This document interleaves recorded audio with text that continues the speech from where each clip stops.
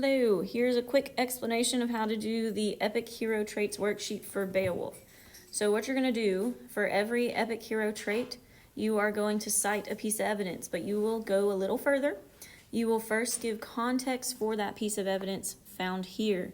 So the context here is Grendel's mother demonstrates her vindictive power when she, and then it goes into the evidence. Took a single victim and fled from the hall. She'd taken Hrothgar's closest friend, the man he most loved of all men on earth. And then they cited Berthwefell. You will cite with the same thing. That is the person who translated this version. And then you will also put the line numbers. So they put 411, comma, and then 414 to 415. Let's also pay attention to this little dash right here. That is how you show where poetry line ends and new ones begin. They also skipped some words, so they put an ellipses, the 3 dots. After you put the evidence, you are going to give an explanation. This shows that unlike Grendel, Grendel's mother was more selective in her killings. She did not kill for quantity, but for quality. You don't have to explain that far, but you do need a good sentence explaining that evidence.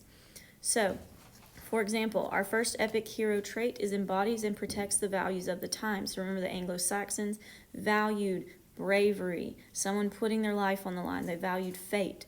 So you would go through and find a piece of evidence, probably in the beginning of when Beowulf introduces himself, of how Beowulf would represent or embody the values of the time. And then you would make sure in your explanation you tell how does that piece of evidence show that Beowulf is protecting the values of the time. You will repeat that for the other traits of an epic hero. So where do we see him possessing supernatural traits like strength or anything of the sort? And then identifies the need to go on a quest. Where do we see that Beowulf has felt he needs to go on this quest, this journey? Remember, he's traveled all the way across an ocean to come and fight these monsters. And then it carries himself with an air of pride and pomposity. So Beowulf is very prideful. Most of your evidence will come from the section where Beowulf introduces himself. So if you're finding that that's where you're finding all your evidence, that's totally fine. So you'll just complete this first page. We're not doing the second page yet, so don't worry about that. We're just going to focus on the first page. But in each section, I am looking for all of these things. I'm looking for that lead in to your evidence.